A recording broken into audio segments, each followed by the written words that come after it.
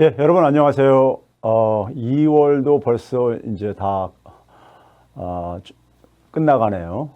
새해 시작한 지 엊그제 같은데 벌써 두 달이 훌쩍 지나버렸습니다. 봄이 성큼 앞에 다가온 것 같고요. 이때쯤이면 또 이제 우리 그 꽃샘추위도 하고 그러기 때문에 건강들 유의하시고요. 그리고 마지막 좀 우리 힘을 내서 이 코로나도 잘 이겨냈으면 좋겠습니다. 오늘 월요일 아침 최백은의 굿모닝 경제를 진행할 최백은 교수입니다. 오늘도 이 대표가 개인 사정으로 못 나와서 제가 혼자 진행을 하게 되었습니다. 오늘은 제가 주제를 보이실지 모르겠지만은 정치인의 실력 문제를 좀 얘기를 할까 합니다. 정치인의 실력 문제를요. 이게 정치인의 실력 문제가 왜 중요하냐면요.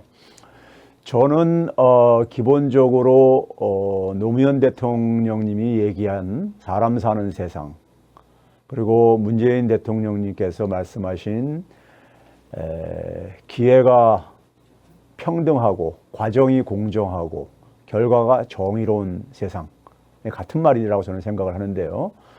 사람 사는 세상, 노무현 대통령님이 그렇게 강조했던 사람 사는 세상, 이건 사실 별게 아닙니다. 굉장히 특별한 세상이 아니라요. 그분이 늘 얘기하셨듯이 반칙이 없고 특권이 없는 이런 세상이죠. 그 얘기는 뭐냐면은 우리 사회가 그만큼 그러니까 반칙도 많고 특권도 많다는 얘기죠. 이 특권이 사실 얼마나 우리가 지금 사회적인 이슈가 되고 있는가는요. 최근에 우리 사회 속에서 화제가 되고 있는 것을 떠올리면 사실 쉽게 이해가 됩니다. 제가 오늘 아침에 SNS에다가도 여기 지금 오면서 지하철에서 제가 올린 글인데요. 지금 의사들 모두가 그런 건 아니라고 저는 알고 있고 또 믿고 싶습니다. 근데 이 의사들 문제에 대해서 최근에 이제 우리가 이제 금고 이상의 형을 선고받은 의사에 대해서 면허를 취소하는 법안이 지금 이제 그 국회에서 논의가 되고 있잖아요. 근데 여기에 대해서 이제 그러니까는 대한의사협회를 중심으로 일부 의사들인지 모르겠지만요, 상당히 반발을 하고 있잖아요. 반발을 하고 있는데, 이분들이 이제 얘기하는 거 보면요, 이런 얘기입니다. 그러니까 일반 국민들의 법 정서는 뭐냐면은, 의사들이 그러니까는 성폭행을 하거나, 그 다음에 살인을 하거나, 이건 굉장히 우리가 극단적인 예라고 생각할지 모르겠지만은, 이런 범죄를, 아주 중한 범죄를 저지르고도 의사생활 하는데 아무 문제 없고, 이번에 국회에서 논의되는 것도 한 5년 정도 이제 그러니까 면허정지죠. 영원히 영구정지도 아니고요. 그런데 거기에 대해서 이제 뭐라고 하냐면요. 최대집 의협 회장이 이제 한 얘기입니다. 의사 면허에 대한 건은, 이 의사 면허에 대한 문제는 자율적인 징계권. 그러니까 의사협회라든가 의사단체들이 자율적으로 그것을 그러니까는 결정하겠다 이겁니다. 내부적으로요. 그럼 이제 자신들이 엄격하게 관리하겠다. 그러니까 법으로 그걸 그러니까는 규정하지 말라. 이런 얘기를 주장하고 있잖아요. 저는 이게 뭐냐? 자율적이라는 건 뭡니까요? 법 위에, 법 바깥에 특별한 대우를 받겠다는 주장인 거예요. 근데 이런 주장은요, 사실 이 자율적인 징계권 주장은 의사들한테만 사실 그러니까 이게 나타나는 현상은 아닙니다. 판사들 한번 봐보세요. 판사들 지금 뭐냐면 국회에서 박주민 의원을 중심으로 해가지고, 박주민 의원이래요. 이탄희 의원을 중심으로 해가지고 법원이 물의를 일으킨 법관의 징계에 그동안에 굉장히 미온적이었잖아요. 자기 식구 감싸기요. 그렇죠? 근데 이를 이제 보완하기 위해서 국회가 이제 물의를 일으킨 법관에 대해서 이제 대법원장이 그러니까 그 비행위 사실을 국회에다가 통보하도록 이런 요구하는 것을 법을 개정을 지금 추진을 하고 있어요. 거기에 대해서 뭐냐면 대법원이 조재현 법원행정처장의 입을 빌려서 대법원이 뭐라고 했냐면요. 법원 자체 징계 시스템에 맡기면 될 일이다. 그걸 그러니까 국회가 개입할 일이 아니라 이거예요. 그러니까요. 법원 자체 징계 시스템에 자기들 내부에다 맡기라 이거죠. 그러니까 자율적으로 그러니까요. 자기들이 알아서 할 테니까는요. 그러면서 여기에 이제 그러니까 국힘당은 같이 이제 그러니까는 그것도 이제 힘을 실어주고 있죠. 상권 분립에 입에된다면서 무슨 상권 분립에 입에됩니까요? 국회는 입법을 하는 곳인데 입법을 통해서 가겠다는 것이고 국회는 국민의 그러니까는 목소리를 그러니까 반영할 의무가 있는 집단이고요. 국회는요. 그렇죠? 근데 이들이 얘기하는 자체 징계 시스템도 뭡니까요? 자기들은 그러니까 자기들이 어떤 문제를 저질렀을 때 그걸 그러니까 법적으로 그러니까 재단을 안 받고 자기들 내부에서 알아서 하겠다 이거예요. 자율적으로 알아서 하겠다 이겁니다. 그러니까 법 위의 존재, 법 바깥의 존재라는 특혜를 그러니까 계속 유지하고 싶다는 주장인 겁니다. 그러니까 우리가 흔히 상식적인 사회는 뭡니까? 우리가 알기는요. 법 앞에 평등을 얘기하잖아요. 근데 자기들은 법 바깥의 존재로서 살고 싶다는 겁니다. 이게 특권입니다. 노무현 대통령님이 얘기한 특권입니다. 그럼 저는 그런 얘기하고 싶어요. 보통 사람들도 그러니까는 셀프 규제를 할 테니까 셀프 규제를 허용해 줘야죠. 그럼요. 보통 사람들도요. 보통 국민들도요. 셀프 규제를 허용해 달라. 저는 예치고 싶어요. 예? 그런데 이러한 셀프 규제론이요. 사실은 처음이 아닙니다. 우리가 한 12년 전에 금융위기가 터졌었잖아요. 금융위기 터지기 전에 한 30년 이상 동안에 미국과 영국을 중심으로요. 금융권에서 뭐냐면은 이 금융회사들이 돈벌이를 하는데 이제 그러니까는 금융들이 돈벌이를 하는 데 속에서 방해가 되는 게 뭐냐면요. 금융 규제입니다. 규제예요.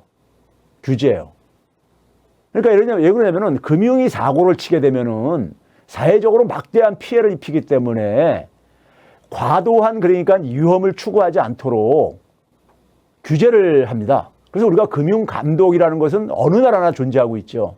어느 나라나. 왜? 사고를 치게 되면 엄청난 공적 자금을 투입을 할 수밖에 없어요. 그리고 경제에 막대한 피해를 주고요. 그래서 과도한 그러니까 위험 투자를 하지 말라고 규제를 하는데 그러다 보니까는 금융회사들은 돈벌이에 방해가 되니까는 내세운 논리가 뭐냐면요. 미국에서는 영어로 표현하면요. 셀프 레귤레이션을 얘기합니다. 말 그대로 셀프 규제. 자기들 스스로 그러니까는 자기들 스스로 그러니까 알아서 하겠다 이거예요. 영국에서는 이건 뭐냐면 라이트 타치라고 합니다. 라이트 타치. 라이트라는 게 우리가 생맥주 얘기할 때 라이트라는 표현도 쓰고 그러니까 최소 규제. 최소한 타치하라 이거죠. 최소한 개입하라 이거죠.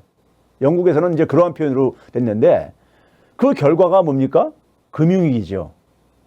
그 당시 이제 그러니까 셀프 규제를 내세우며 얘기했던 게 심지어 전문가들까지 편승을 하며 그린스펀 같은 사람도 앞에서 나서서 한 논리가 뭐냐면요.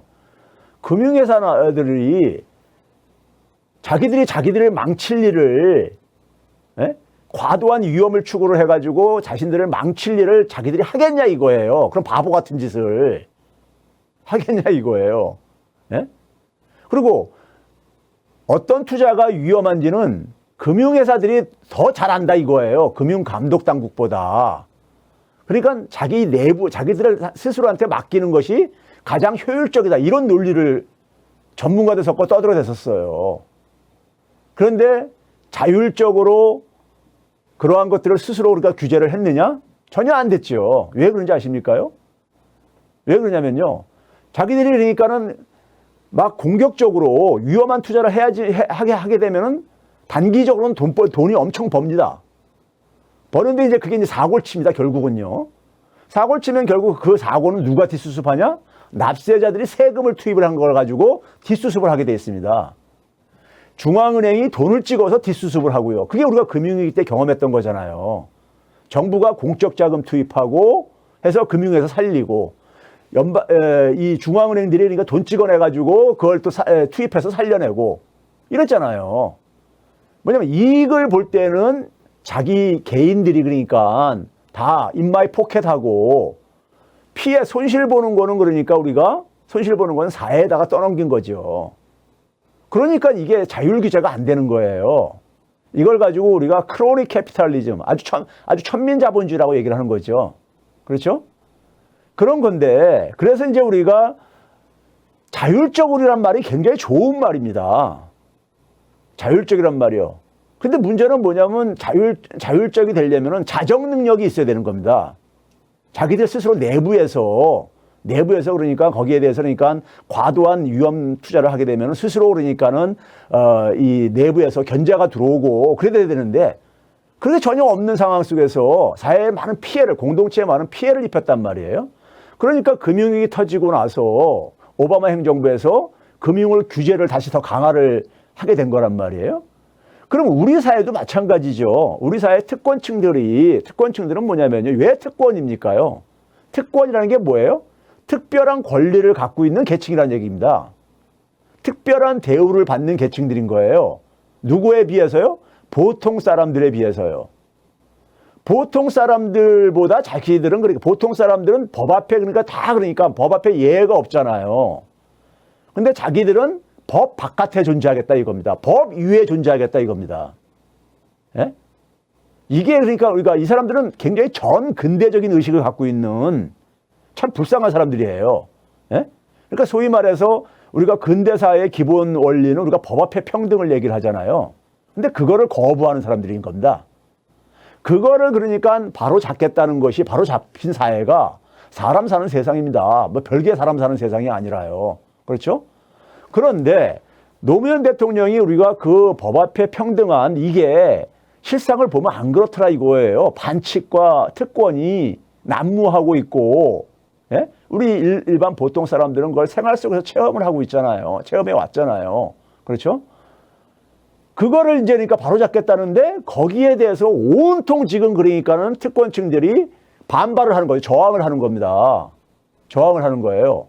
판사들이 저항하고 검사들이 저항을 하고 의사들이 저항을 하고 목사들이 저항을 하고, 예? 그러니까 사실 이들이 그러니까 어떻게 보면 스스로 명분을 지금 만들어주는 거예요. 아니 스스로 국민들은 스스로 기회를 줬죠. 자율적으로 하라고 기회를 준 거예요. 근데 스스로 자율적인 능력이 없다는 것을 스스로 입증을 했잖아요. 그리고 내부의 자정 능력이 없다는 것도 또 입증을 했잖아요. 스스로가요. 자기 스스로들이 그러니까는 사회의 개입을 그러니까는 불러들인 거예요. 그렇지 않습니까요? 아니 공동체에 피해를 주는데 어떻게 사회가 개입을 안 할 수가 있습니까? 그러니까 공동체에 피해를 주기 전에 스스로 그러니까 자율적으로 그걸 그러니까 그 내부에서 자정 능력이 발휘가 돼가지고 그게 억제가 돼야 될 게 아니겠습니까? 그렇죠? 그러니까 진작 그러니까 이래서 성폭력을 하는 의사를 그러니까 내부에서 그러니까 징계를 해서 의사 면허를 그러니까 취소시키게 했다면은 이런 얘기가 왜 나왔겠습니까요? 이런 법을 왜 법을 만들려고 했겠어요? 그렇죠? 그러니까 자기들 스스로 자정 능력이 없는 집단들이 그러니까는 사회에다가 해악을 끼치자 사회에서는 불가피하게 개입할 수밖에 없잖아요. 예? 개입하는 걸 가지고 이제 그러니까는 자신들의 특권을 그러니까 그동안 누리던 특권을 그 권리를 누리려면은 책임도 따르는 거잖아요. 적어도 공동체에 피해는 입히지 말아야죠. 그것도 안 하면서 그러니까 사회적 간섭도 안 받겠다고 하는 이런 전 근대적인 이분들이요. 재밌는 건 저도 제 친구들이 의사, 판사, 검사 이런 애들 많았기 때문에요. 개인적으로 만나면 뭐라는지 알아요? 막 다른 특권층들은 막 욕해요. 특히 공무원들 욕 되게 많이 합니다. 정치인들 욕 되게 많이 해요. 그들이 누리는 그러니까는 어떤 특권이라든가 이런 거에 대해서요. 근데 자기들이 누리는 특권에 대해서는 굉장히 관대한 거죠. 근데 그런 권리, 우리가 초등학생도 모든 권리에는 책임이 따른다는 말을 우리가 알고 있는데 이 많이 배우신 분들이 엘리트라는 사람들이 그거 하나 모르면서 지금 전 근대의 의식 세계에서 못 빠져나오고 있는 겁니다. 실제 쉽게 얘기하면요. 못 빠져나오고 있는 거예요. 참 불쌍한 사람들인 거죠. 어떻게 보면요. 불쌍한 사람들인 거예요. 그러니까 자기들이 그러니까 그렇게 계속 추악하게 하다 보니까는 그러면 우리가 노무현 대통령이 꿈꾸었던 사람 사는 세상은 뭐냐? 이런 특권들을 그러니까는 없애겠다는 거 아닙니까요? 예? 특권을요. 예? 없애겠다는 겁니다. 그게 너무 사회에 피해를 많이 주니까.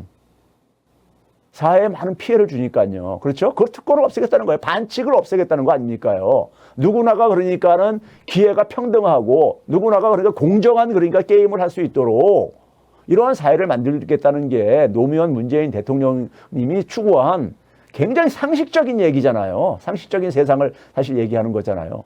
이거를 그러니까는 지금 싫다고 하는 것은 기본적으로 자신들은 그러니까 법 위의 존재로 살고 싶다는 외침인 거예요. 그거를 국민들한테 지지해달라고 하고 있고 일부 국민들이 거기에 지지를 보내는 거를 보면은 저는 그 지지를 보내는 사람들은 이해가 안 가요. 예? 자기는 계속해서 그러니까는 뭐냐면은 그냥 노예로 살겠다는 거나 마찬가지인 거예요. 예? 그 특권층 밑에서 노예로 살겠다는 거나 마찬가지거든요. 예? 그분들이 제가 볼 때는 몰라서 그럴 가능성이 굉장히 높습니다.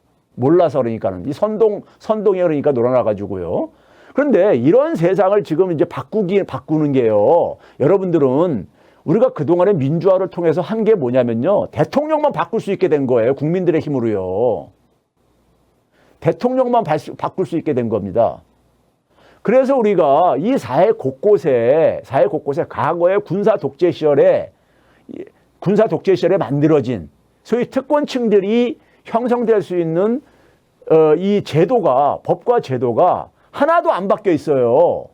하나도 안 바뀌어 있습니다. 하나도 안 바뀌어 있어요.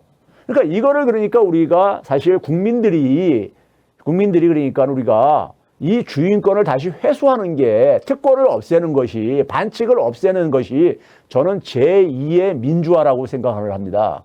제2의 민주화요.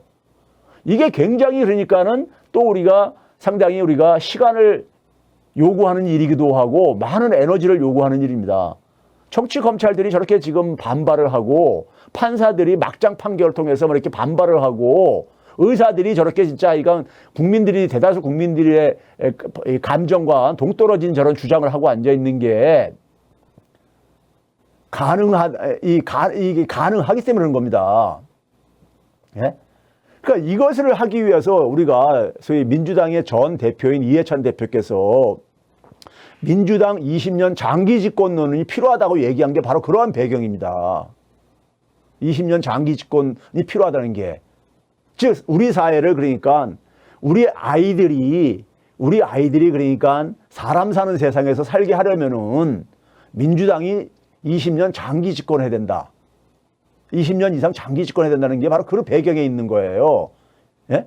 이 사회를 그러니까 우리가 정상화시키는 수백 년간 뒤틀린 특권층들이 그러니까는 이 지배해온 이 사회를 바로잡는 게 이게 만만한 작업이 아닙니다.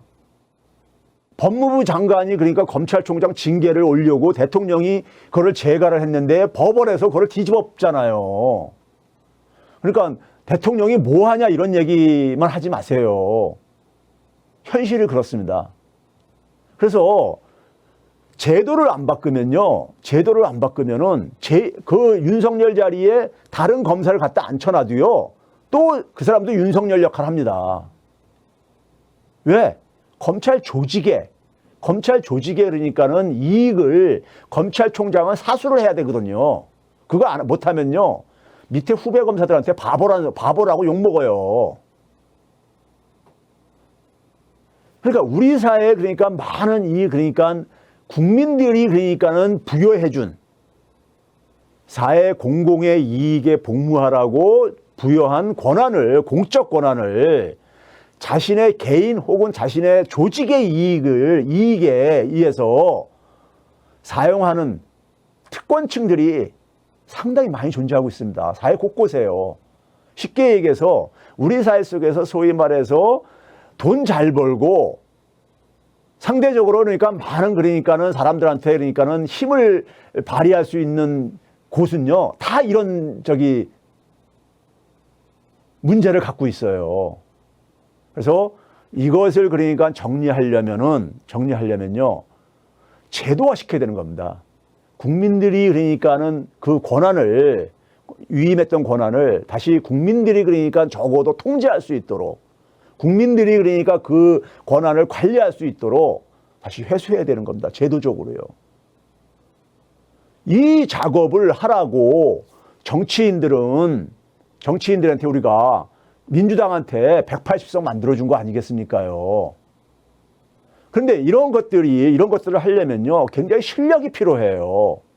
그냥 의지만 가지고 되는 게 아닙니다. 의지만 가지고 되는 게 아니에요. 실력이 필요한 겁니다. 실력이 필요한 거예요. 그러니까 기재부가 가지고 있는 재정의 독점적인 권한을 그러니까 우리가, 기재부가 그러니까는 기재부한테 돈을 그러니까 관리하라고 맡겼는데 그 쓰는 용처까지도 자기들이 그러니까는, 결정하는 것을 회수하려면은, 그 기재부 관료들, 행시 출신 관료들, 이들을 그러니까 효과적으로 그러니까 이들의 논리에 휘말리지 말고 정치하시는 분들이 그들보다 실력이 더 뛰어나야 되는 거예요. 실력이요.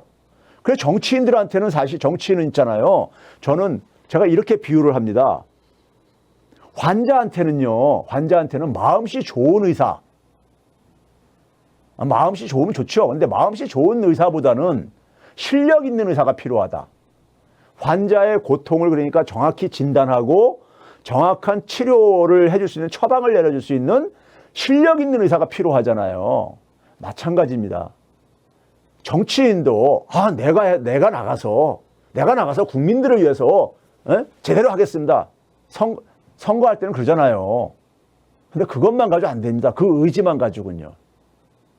전두환도요, 민정당 만들면서 사회 정의라는 걸 외쳤어요. 정의를 세우겠다, 이런 것만 가지고 안 된다 이거죠. 안 되는 거예요. 실력이 있어야 되는 겁니다. 실력이요. 근데 이 실력은요, 지금 시기엔 더 중요해졌습니다. 왜 그러냐면요, 우리가 흔히 코로나 이전과 코로나 이후는 전혀 다른 세상이 지금 이제 우리가 전개될 거로 얘기하잖아요. 그 얘기는 뭐냐면요, 기존에 우리가 알고 있었던 우리가 지식이나 지혜, 경험들이 지금 새로운 상황에 그러니까 잘 안 맞는다는 얘기인 겁니다. 그러니까 전문가들은 과거 시대를 설명했던 어떤 하나의 그 이론들을 공부했던 사람들이, 전문가들이 지금 많은 일반 보통 사람들한테 외면을 받는 이유가요. 왜 그런 겁니까? 시대 흐름에 그러니까 맞지 않는 얘기들을 하니까는 외면받는 거예요. 전문가들이요. 자기가 알고 있는 지식은 과거 시대에 그래서 과거 시대에 그 적용됐었던 이론들인데, 문제는 시대가 달라졌다 이겁니다. 시대가 달라진 거예요. 그러면 이 시대가 달라진 상황 속에서는 국민들은요, 굉장히 불안할 수밖에 없어요. 어떤 세상이 도래할지 사실 너무 불확실한 게 많거든요. 불확실한 게. 그래, 불안해요. 그 정치인이 뭐냐면은 그 시대 흐름을 정확하게 꿰뚫고 그 방향을 제시를 해줘야 되는 겁니다. 제시를 해줘야 되는 거예요. 국민들한테요. 그래야지 국민들이 그러니까 안심이 되지는 거죠. 그렇죠? 그러면 그 역할을 정치인들이 해야 되는데, 그러려면 정치인들은 실력이 필요한 거죠. 실력이 필요한 겁니다. 그런데 우리가 지금 이제 4기 민주정부를 이제 우리가 수립하는 게 올 1년은 거기에 이제 그러니까 우리가 많은 관심이 집중될 수밖에 없습니다. 4기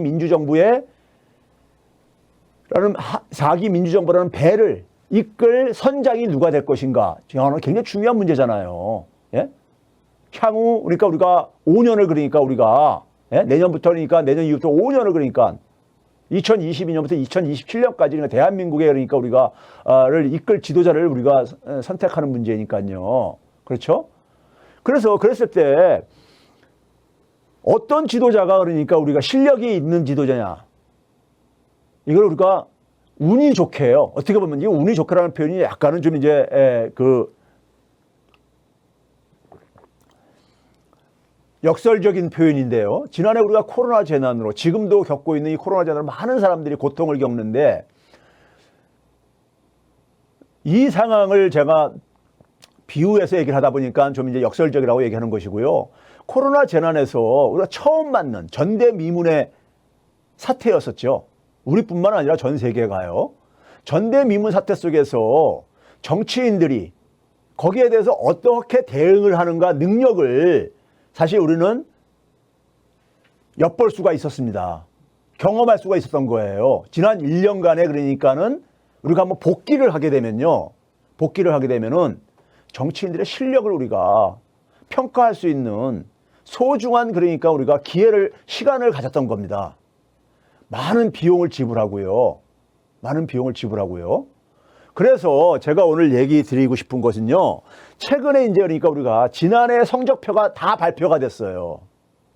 지난 1년간의 경제 성적표가 다 발표가 됐습니다. 그걸 가지고 정치인의 실력을 여러분들이 한번 평가를 해보세요. 평가를 해보세요. 자, 제가 오늘 소개할 것은 가계 동향 조사라는 거. 이게 가계의 소득을 나타내주는 하나의 자료고요. 성장률이라는 것이 지난해 1년치가 속속들이 거의 다 발표가 되고 있습니다. 그래서 제가 이제 이걸 가지고 지난 1년을 그러니까 우리가 평가할 수 있다는 얘기입니다. 그 전에 제가 책 광고 한번 하겠습니다. 제가 최근에 쓴 이 책, 대한민국 대전환 100년의 조건이라는 책은요. 4기 민주정부가 해야 될 일. 그래서 이건 촛불시민의 필독서라고 제가 표현을 합니다. 4기 민주정부를 우리가 어떤 민주정부를 선택을 해야 되는가의 문제를 여러분들이 이 책을 보면은 대충 방향을 잡을 수 있다고 생각이 들어서요. 자, 우리가 지난 1년은 그러니까 코로나 재난을 빼놓고는 얘기할 수가 없는 한 해였습니다. 코로나 재난을 빼놓군요. 우리의 경제 성과도 K방역으로 사실은 이루어낸 것들입니다. K방역으로요. 대통령께서 우리가 지난해 그러니까 우리가 5월 달부터 재난지원금을 지급하기 시작했잖아요. 전 국민한테요. 그때 대통령께서요. 이게 날짜가 5월 26일입니다.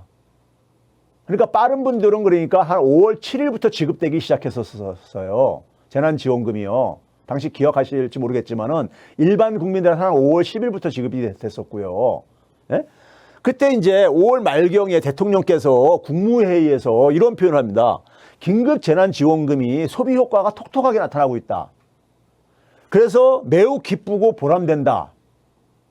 그 14조 2천억 원 집행된 돈으로요. 14조 2천억 원이 굉장히 소중하게 쓰였다는 것을 이렇게 감사의 표시를 했습니다. 국무회의에서요. 문재인 대통령께서요. 당시에요. 당시에 1차 때 뭐냐면은 전 국민한테 주면서 동시에 특히 피해를 입은 자영업자하고 특수고용노동자한테는 선별로 또 지원을 했었습니다. 전 국민한테만 지원한 게 아닙니다. 그 당시도 선별과 전 국민을 결합해서 했었어요. 자, 그런데 2차 지급이 2차 지원 문제가 나오면서요. 2차 지원 문제가 나오면서 여름이 되면서 이제 2차 지원 문제가 나옵니다. 당시에 이제 그러니까 민주당 전당대회를 할 때입니다. 8월 30일이니까 이제 전당대회가 거의 끝나갈 무렵인데 당 대표로 이제 이낙연 대표가 거의 확정이 됐던 이런 상황이었었죠. 이런 상황 속에서 2차 지원이 말이 나오면서 기재부의 홍남기 부총리가 절대로 그러니까 전 국민 지원은 더 이상 없다. 못을 박으면서 선별을 이제 그 외치기 시작하죠. 조세재정연구원을 동원해가지고 그걸 이제 뒷받침하는 끼워 맞추기식 연구물도 만들어내고요. 예? 이랬었죠. 그 상황 속에서 중요한 역할을 할 수밖에 없는 민주당의 그러니까 대표인 신임 대표의 생각은 굉장히 중요했었습니다. 근데 이낙연 대표가 당시에 뭐냐면은 방역이 우선이다. 선별 지원이 그러니까 필요하다. 하면서 뭐냐면은 전 국민한테 지원할 경우에는 최상위층이 혜택을 본다. 그래서 사회적 정의에도 부합하지 않는다. 이런 얘기를 해요. 이낙연 대표께서요. 이게 8월 30일자입니다. 그러니까 9월 하순 때부터 추석 전부터 2차 재난지원금을 지급했잖아요. 근데 8월 달부터 이제 그 논의가 이제 그러니까 어차피 추경을 편성을 해야 됐기 때문에 논의가 시작됐었습니다. 근데 선별을 얘기하면서 뭐를 얘기했습니까요? 어려운 사람에게 더 두텁게 지원을 해야 된다. 그리고 전 국민한테 지원할 경우에는 최상위층한테 혜택이 집중된다. 이러면서 반대를 했어요. 홍남기 부총리한테 힘을 실어줬죠. 힘을 실어줬어요. 예? 이낙연 대표께서요. 자, 그런데 한번 봐보세요.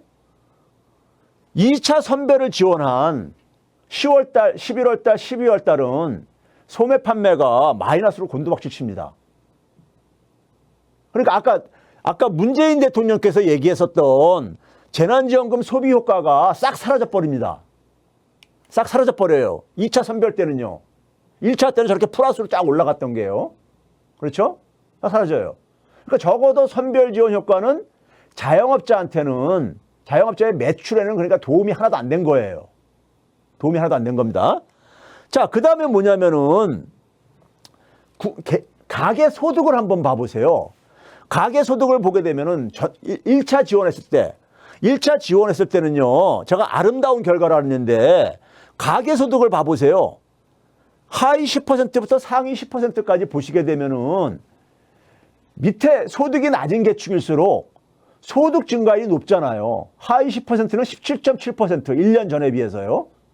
예? 상위 10%는 마이너스 0.4%로 정확하게 뭐냐면은 소득 계층이 올라갈수록 소득 증가율이 낮아집니다. 그래서 전 국민 중에 90%가 소득 증가율이 올라갔는데 하위층일수록 높게 올라갔어요. 전 국민이 오히려 그러니까 뭐냐면 사회 정의에 부합된 거죠. 그렇죠? 사회 정의에 부합된 거예요. 그렇죠?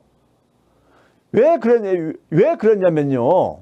전 국민은요. 자, 자영업자 입장에서도 전 국민이 바람직했던 이유는 뭐냐면요.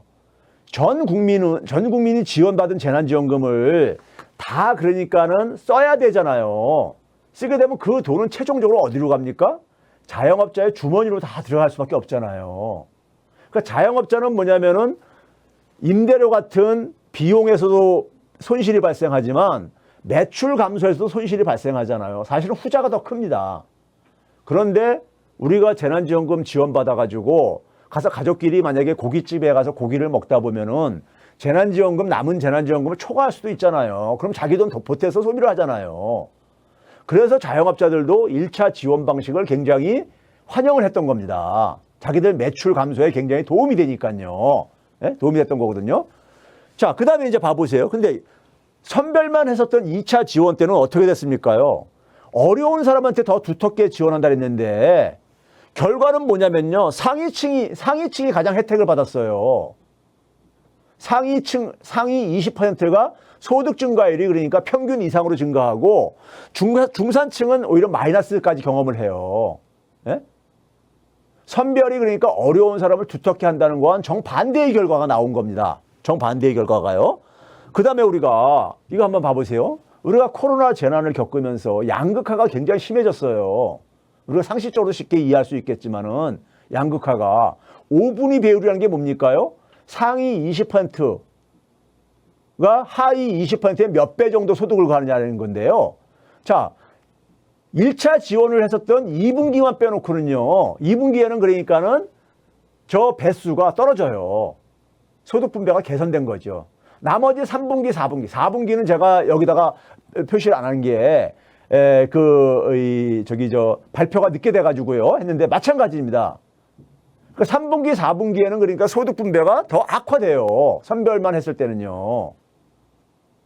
그런데 사회 정의에 어느 게 더 부합하냐고요.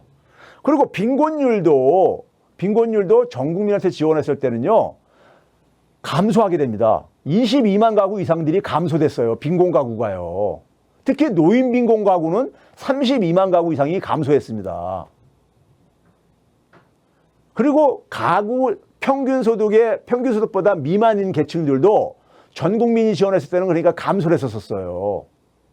그러니까 사회 정의에 그러니까 부합한 게 선별이 아니라 정반대로 전 국민하고 선별을 같이 혼합했을 때가 더 그러니까 사회 정의에 부합했던 겁니다. 부합했던 거예요.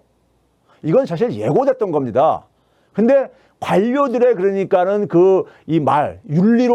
저는 윤리로 포장한 미신이라고 표현을 하는데요. 우리 과거에 무상급식 할 때 경험했잖아요. 무상급식 논쟁할 때요. 이재용 아들한테 왜 그러니까 공짜 밥을 줘야 되느냐. 이런 얘기 했었잖아요. 근데 이재용 아들이 왜 공짜 밥을 먹어요? 엄청난 세금 내고 그거 먹는 겁니다. 예? 세금 내고 먹는 거예요. 예? 그러니까는 그런 점에서 그러니까는 우리가 이 선별이라는 것은 사실은 뭐냐면요. 고소득층과 그러니까 고액 자산가한테 사실 그러니까 보통 사람들이 선별이라는 건 말은 굉장히 그러니까 우리가 윤리적이잖아요. 어려운 사람을 골라서 더 두텁게 지원한다는데 두텁게 지원합니다. 그냥 먹고 살 만큼 지원하는데 아주 굶어 죽지 않을 만큼 지원을 하는 대신에 돈이 세이브 되잖아요. 국가 재정 지출이요. 세이브 된 거를 결국 누가 쓰느냐? 재정은 힘이 있는 사람이 더 많이 배분받습니다. 배분받아요. 예? 세금도 그러니까 적게 거두게 되는 것이고요. 적게 쓰면은요. 그럼 세금은 누가 더 많이 냅니까?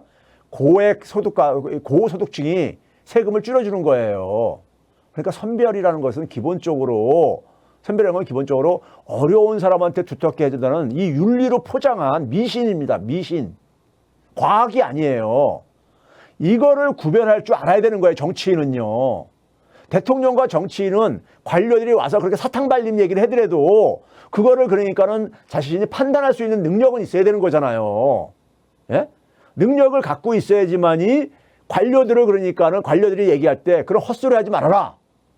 노무현 대통령이 퇴임하고 나서요. 진보의 미래라는 책을 썼잖아요. 거기서 뭐냐면 자기가 임기 중에 후회가 남는 일 중에 뭘 얘기했냐면요. 빨간 펜을 들고 관료들이 가지고 온 예산안을 쫙쫙 긋고 예?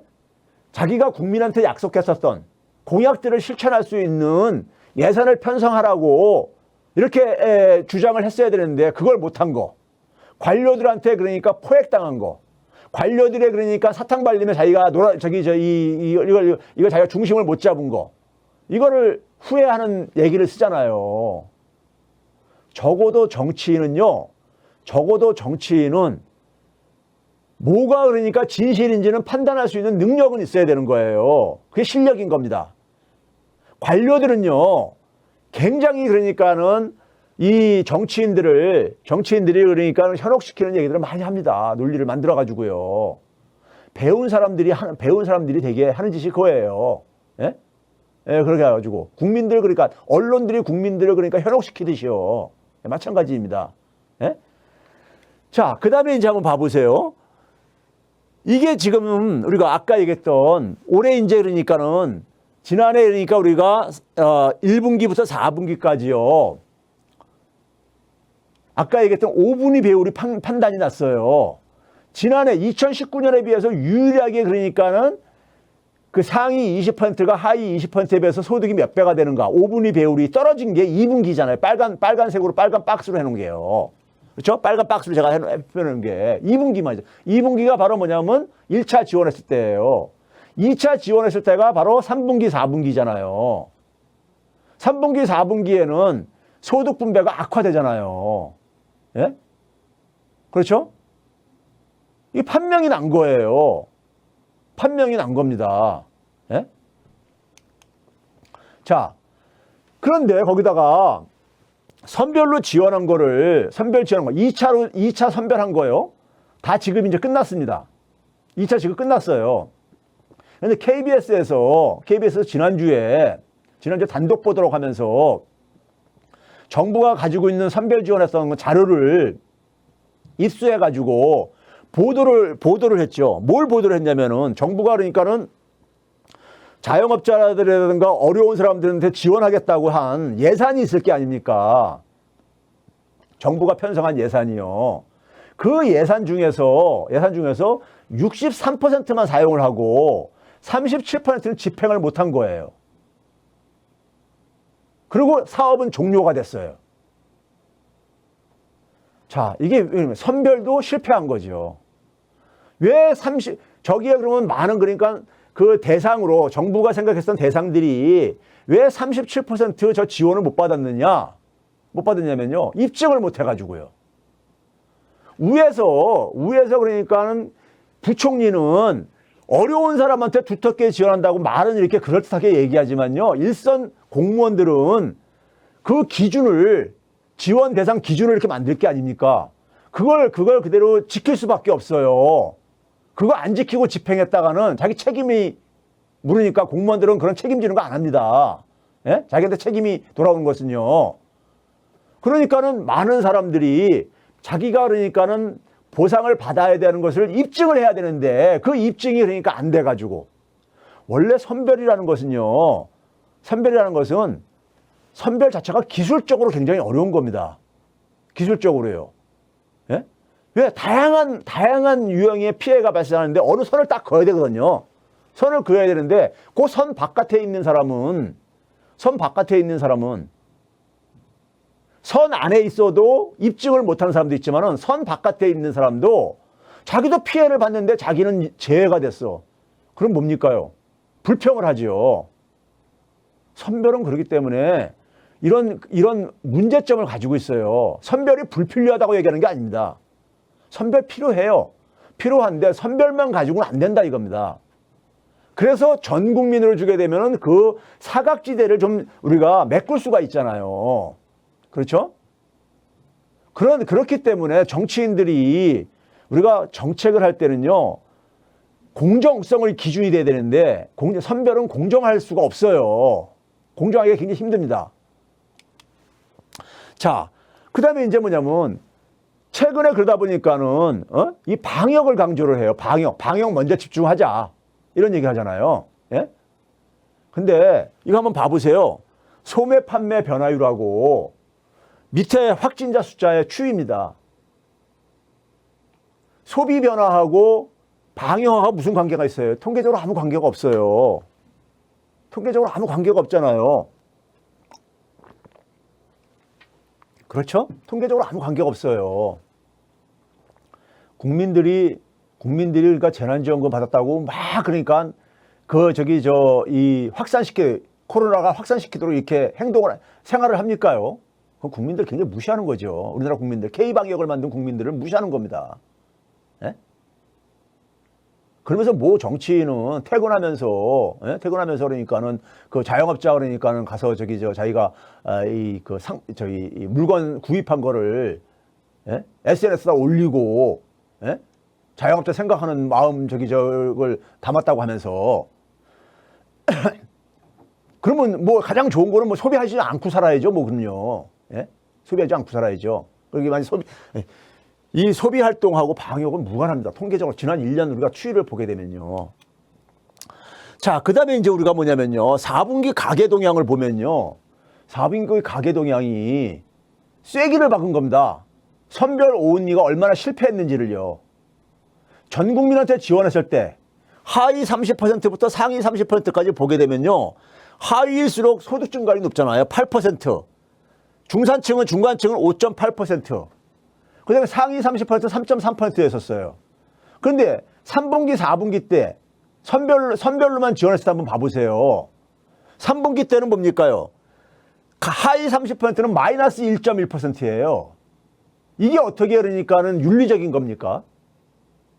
이게 어떻게 정의로운 거예요? 4분기 때도 한번 봐보세요. 4분기 때도 보게 되면 상위 30%가 가장 소득 증가율이 높잖아요. 이게 어떻게 정의로운 거예요? 예? 선별 지원했을 때가 어떻게 이게 정의에 부합하냐고요. 경제 정책은요, 과학입니다. 통계 수치가 말해주고 있잖아요. 통계 수치가 말해주고 있잖아요. 이거 예견된 거예요. 제가 지난 1년 동안에 계속 얘기했던 게 바로 이겁니다. 이런 결과가 나올까봐. 수치들이 보여주고 있잖아요. 자, 이거는요, 여기에만 영향을 미친 게 아니라 지난해 성장률에도 영향을 미쳤어요. 성장률에도요. 자, 1분기 때 보게 되면 우리나라가 성장률이요, OECD에서 13위를 기록했습니다. 중간보다 조금 더 잘한 거죠. 근데 2분기 때는요, OECD에서 1등 했어요. 그것도 아주 그냥 그러니까 2등하고 굉장히 많은 차이로요. 1등을 했어요. 우리나라가요. 예? 1등을 했습니다. 자, 그때 우리가 2분기 때 우리가 1등 했을 때요. 수출이 곤두박질 했었습니다. 1차 대유행이 전 세계적으로 팬데믹이, 그러니까 이 코로나가 1차 대유행했을 때거든요. 그 2분기가 4월달, 5월달 이때가요. 4월달 이때가요. 그래서 수출이 곤두박질 쳤었어요. 그런데 그걸 살린 게 뭐냐면 민간 소비였었어요. 민간 소비가 0.7%포인트를 끌어올린 거예요. 그나마 저걸로 그러니까 우리는 OECD에서 압도적으로 성장률 1위를 했던 거예요. 그런데 3분기, 4분기로 가면서 수출은 살아납니다. 수출이 살아나요.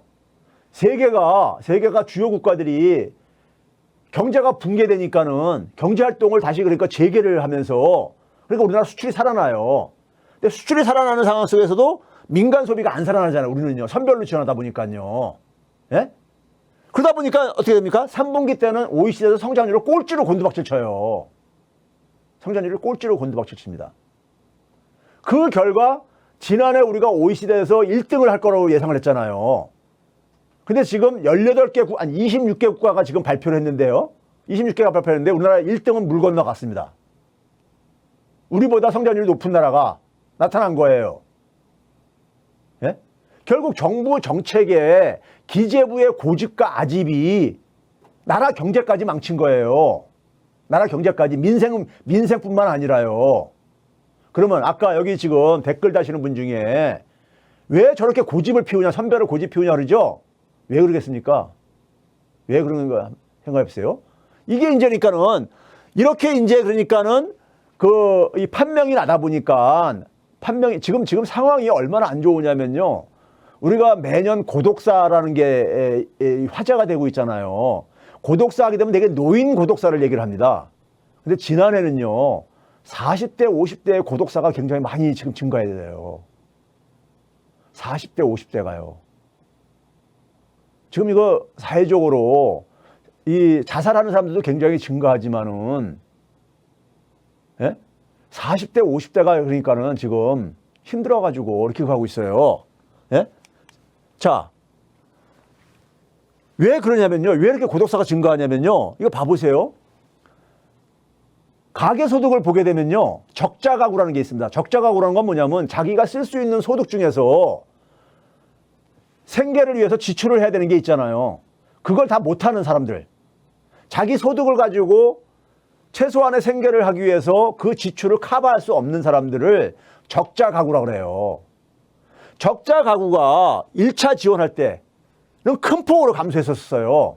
저기 2, 4분기 때 파란 박스로 해놨죠. 3, 4분기 2차 선별 지원할 때하고 비교해 보세요. 하위 20% 같은 경우는 절반 이상이 적자 가구예요. 그런데 전 국민한테 지원할 때는 그게 37%가 줄어든 거예요. 그 위에 있는 조금 나은 사람들까지 포함하면요. 전체 가구 중에서 100만 가구를 전 국민이 지원했을 때는 적자 가구에서 벗어나게 해줬었어요. 적자 가구라는 게 뭡니까요? 내가 되게 저소득층의 적자 가구라는 건 뭐냐면요. 내가 최소한의 그러니까 먹고 살아야 되는 것을 소득으로 그러니까 이게 커버가 안 되는 사람들인 거예요. 예? 최소한의 한 달 동안 그러니까 먹고 살아야 되는 문제를 자기 소득으로 그러니까 해결이 안 되는 사람이 적자 가구인 겁니다. 쉽게 말해서요. 예? 이분들 중에는 저건 평균적인 수치다 보니까 어려운 사람들은 소득이 끊긴 사람들, 이런 사람들은 그러니까 극단적인 선택도 하고 그러는 거예요. 그래서 이렇게 고독사가 이렇게 크게 증가하는 겁니다. 40, 50대에서요. 사회적인 재난이에요. 인재입니다. 인재. 정책 실패에 따른 인재예요. 전 국민 지원했을 때 많이 줄었잖아요. 오히려 그러니까 그 전년도보다 줄였습니다. 우리가 적어도 있잖아요. 굶어 죽는 사람은 없어야 되는 거 아닙니까요? 예? 굶어 죽는 사람은 없어야 되는 게 아닙니까? 적어도 우리가 경제 규모 10위 나라가 선진국이라고 불리는 나라가 그건 창피한 일입니다. 그렇죠? 예? 관료들이 책상에 앉아가지고 저 현장에 좀 저 굶어 죽는 사람 좀 나가서 좀 봤으면 좋겠어요, 좀요. 저거를 이 고독사한 사람들을 저희 그 시신을 치우는 사람들을 특수청소부라고 합니다. 특수청소부요. 그 시신들 오래되게 되면 막 이제 악취도 나고 막 그럴 게 아닙니까요. 저거 하는 사람들 특수청소부라고 해요. 예? 그리고 저거 이제 그러니까 시신이 발견되면 집값 떨어진다고 또 주변에서도 막 난리 피고 그러잖아요. 저 특수청소부들이 그러니까 이제 시신들을 뒤처리하고 이제 그러는데 참 저게 대한민국에서요, 지금요. 지난해 그러니까 우리가 자살로 사망한 사람이 2만 명이 가까운데 저 중에 상당수가 그러니까 40대, 50대가 지난해는 급증을 했다는 거예요. 저 특수청소부들 얘기가요. 40대, 50대가. 과거에는 되게 60대 이상 노인들이 되게 이제니까 이렇게 자살하고 그랬는데 40대, 50대가요. 이게 문명사회에서 이게 그러니까 우리가 가능한 일이냐고요. 정부가 돈을 안 쓰니까 그런 거예요. 정부가 돈을 안 쓰니까 국민이 죽어나는 거예요. 국민이 죽어나는 겁니다. 예? 정부가 돈을 그러니까 아끼면서. 예? 자, 그러다 보니까는요, 이제 말을 바꾸기 시작합니다. 1년 성적표가 나오니까, 통계 수출이 1년 성적표가 나오니까는, 이제 계속해서 선별만 하는 것이 사회 정의에 부합하고 한다는 얘기 더 이상 할 수가 없게 돼버렸잖아요. 그러니까 말을 바꿔요. 말을 어떻게 바꿨습니까? 거기에 이제 KDI도 동원해가지고, 조세현 동원도 부족해서, 한국개발연구원 KDI도 동원해가지고, 예? 끼워 맞추기식. 그리고 엉뚱한 얘기들 하고 그러죠. 엉뚱한 얘기들이요. KDI에서도 그러니까 연구 결과와 관계없이 소비 활성화 정책이 방역에 방해가 된다. 그 연구는 하나도 한 적이 없는데도 불구하고 이런 얘기를 그러니까 끼워 맞추식으로. 예? 조세현이 그러니까 우리가 소위 말해서 그러니까 우리가 이 지역화폐는 별 효과가 없고, 예? 반면에 온누리 상품권을 그러니까 그것도 아무 관계가 없는 연구가 이런 주장을 한 거는 그게 바로 뭡니까요? 기재부가 재정을 독점하고 있단 말이에요. 돈 쓰는 거를요. 자기가 배분을 독점을 하고 있는데 그걸 안 내놓겠다는 겁니다. 예? 그걸 안 내놓겠다는 거예요. 그러다 보니까 이제 뭐냐면 말을 바꾸죠. 최근에 민주당 지도부가 말을 어떻게 바꿨습니까? 작년까지만 해도 선별대 전 국민이라고 이렇게 해가지고 하면서 선별이 사회 정의에도 부합하고, 예? 사회 정의에도 부합하고 경제적으로도 보다 효율적이고 공정하고 이런 얘기 했었어요. 전 국민은 사회 정의에 부합하지 않고 상위층한테 혜택이 집중되고 뭐 이런 식의 얘기를 했어요. 근데 이게 수치상으로 이제 더 이상 뒷받침이 안 되니까는 말을 바꿉니다. 어떻게 해요? 피해 보상과 방역에 집중을 하고 난 이후에 경기 진작을 하자. 이런 식으로요. 근데 아까 얘기했듯이 방역하고 경기 진작하고는 아무 관계도 없을 뿐만 아니라요.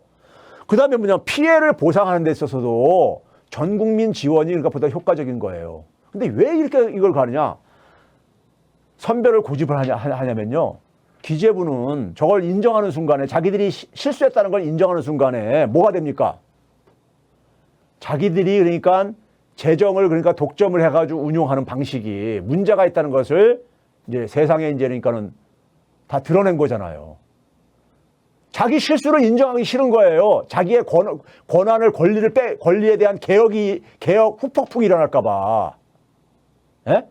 기재부에 대한 개혁의 후폭풍이 일어날까봐 지금 자기 실수를 인정을 안 하는 거예요. 예? 근데 문제는 뭐냐면은 정치인은 그러지 말아야죠. 정치인은 첫 단추를 잘못 끼었으면은 바로 잘못 낀 첫 단추를 정상화시켜야 되는 게 정치인은 지금 이번 21대만 하고 안 할 거예요? 정치요? 22대에서는 그러니까 국민들한테 그러니까 버림받아도 괜찮은 거예요? 빨리 그러니까 실수를 인정을 하고 우린 누구나 실수를 할 수 있습니다. 실수를 인정을 하고 잘못을 바로잡는 정치인을 국민은 박수를 보냅니다. 그런데 특정 정치인한테 그 실수를 인정하게 되면 특정 정치인보다 자기가 이미지가 깎일까 봐. 이건 굉장히 소인배들이 하는 짓입니다. 소인배들이 하는 짓이에요. 예? 빨리 바로잡아야죠.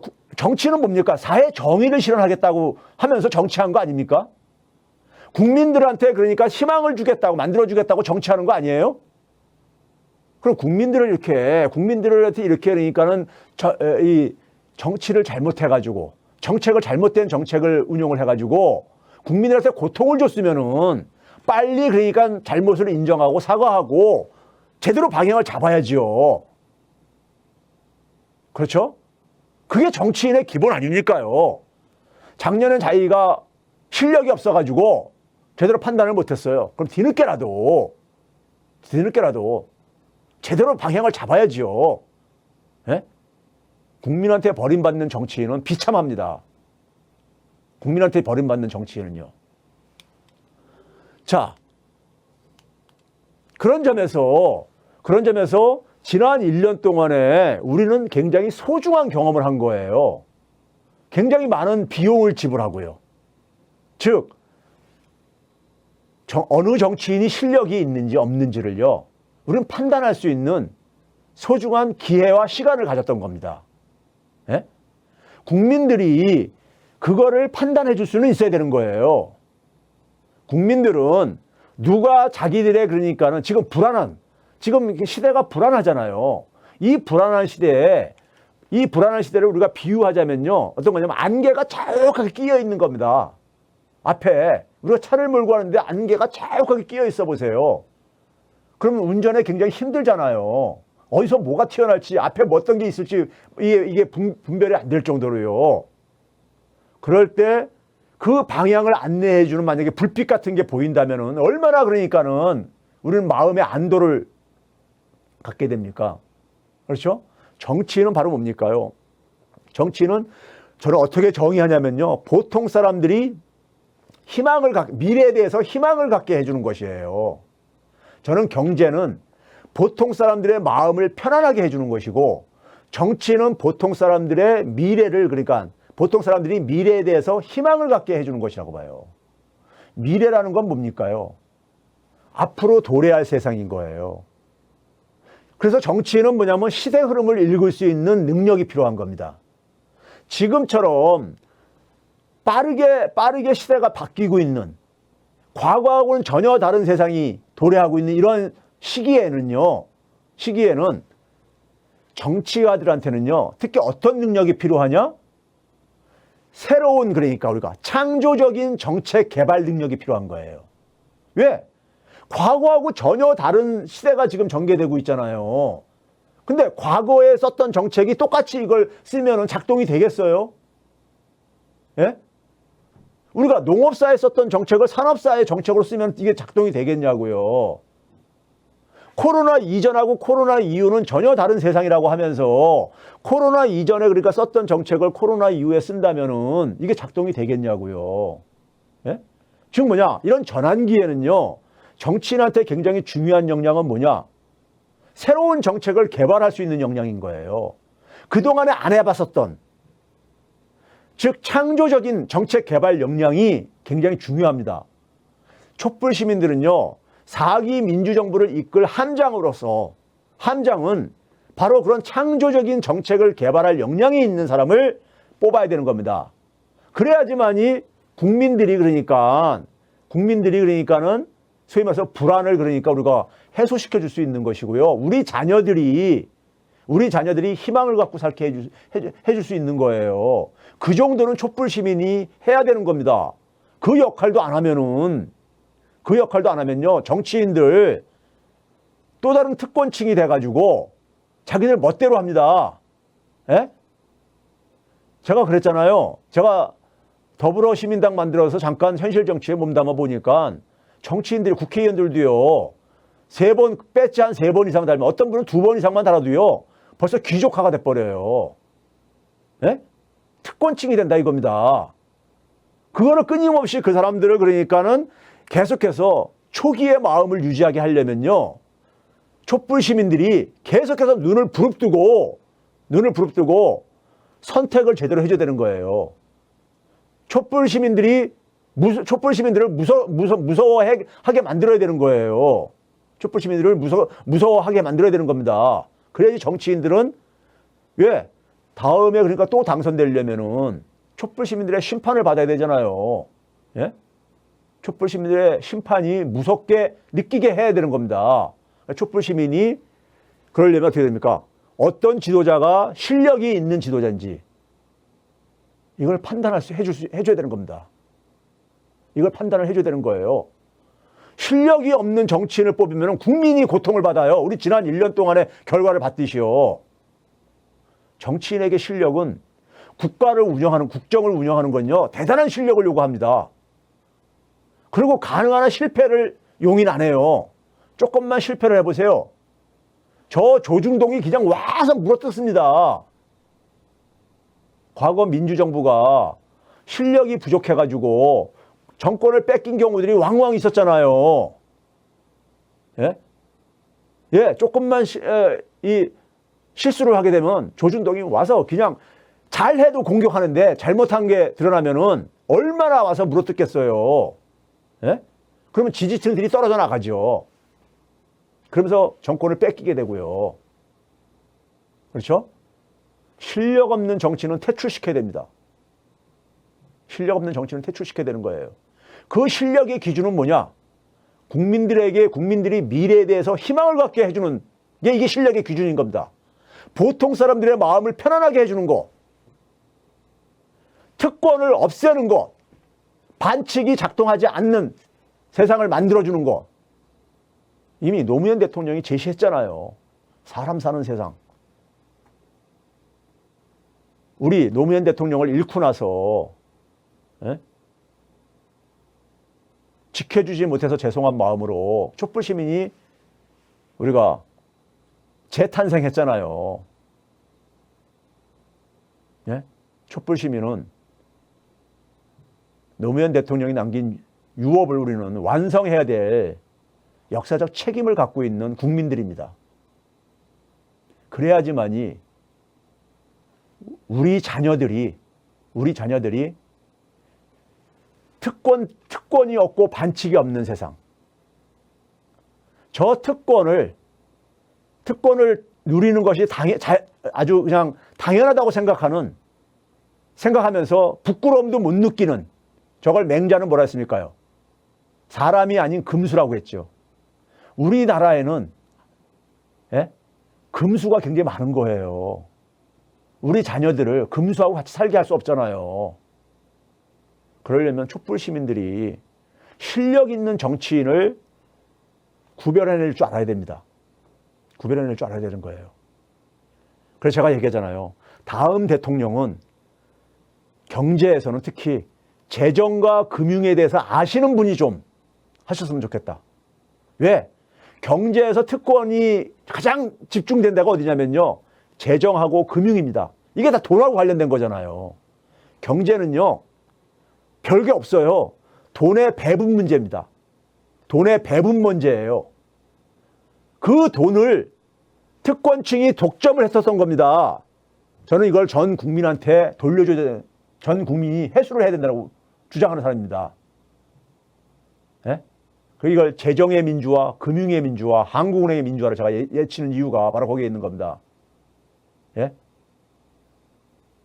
정부 1년 예산 558조. 엄청난 돈이죠. 한국은행에서 지난해 돈을 찍어가지고 1년 동안에 시중에 증가한 돈이 어느 정도 되는지 아세요? 거의 300조에 가깝습니다. 290조 정도 되는데 300조에 가까워요. 여러분들 그 돈에서 그렇게 많은 돈이 증가했다는데 여러분들이 얼마나 체감합니까? 558조 재정 쓰는 것 중에서 여러분들이 체감할 수 있는 거, 혜택. 지난해 우리가 재난지원금을 처음 그 혜택을 체감한 거예요. 그거를 특권층들은 주기 싫은 거예요. 왜? 그거 안 주면 자기들이 독점할 수 있거든요. 예? 근데 그 돈 누가 만든 겁니까? 보통 사람들, 국민들이 만들어낸 돈이에요. 예? 국민들 것이라고요. 한국은행에서 돈 찍어내는 것도 국민들이 있기 때문에 가능한 거예요. 국민들이 세금을 내기 때문에 가능한 겁니다. 제가 나중에 새벽엔 TV에서 그건 제가 설명을 몇 번 하기도 했지만 또 보여드리겠지만요. 그래서 국민이 보통 사람들이 주인이 되는 세상. 이게 사람 사는 세상인 거고요. 이거는 반칙과 특권을 없애는 세상인 겁니다. 그거를 위해서 그런 세상을 만들려면은 실력이 필요한 거예요. 엘리트들이 그러니까는 소위 말해서 교원 영색. 그럴듯한 논리로 그러니까는 진실을 호도하는 것을 구별해낼 수 있는 실력이 필요한 겁니다. 정치인한테요. 그래서 정치인이 중심을 잡아줘야죠. 선출 권력이요. 국민들이 뽑아준 선출 권력한테 기대하는 건 바로 뭐예요? 그런 사람 사는 세상 만들어달라고 촛불 시민들이 180석 만들어준 거잖아요. 예? 그거를 할 수 있는 실력이 정치인한테 필요한 겁니다. 실력 없는 정치인은요. 아까 얘기했듯이 실력 없는 의사하고 똑같아요. 마음씨만 좋아가지고 안 되는 겁니다. 의지만 가지고 되는 게 아닙니다. 예? 실력이 있어야 되는 거예요. 그 실력은 뭐냐? 제가 그래서 우리 올해 그러니까 우리가 이제 민주당을 대표해서 4기 민주정부의 함장이 될 수 있는 함장이 될 사람을 뽑는 이런 과정을 겪잖아요. 예? 이 과정, 중요한 과정에서 저는 누가 더 국민들한테, 보통 사람들한테 미래에 대해서 희망을 그러니까 갖게 비전을 제시해 줄 수 있는지, 이런 좀 비전을 좀 경쟁 좀 해달라는 겁니다. 남의 비전을 헐뜯고 그러지 말고 상대방보다 더 좋은 비전을 제시를 해달라는 겁니다. 예? 자기 얘기 없이 남이 얘기한 것을 헐뜯는 거는, 이거는 나중에 국힘당하고 할 때 얼마든지 또 이제 할 거예요. 지금은 우리가 민주당 내 경선은 누가 더 그러니까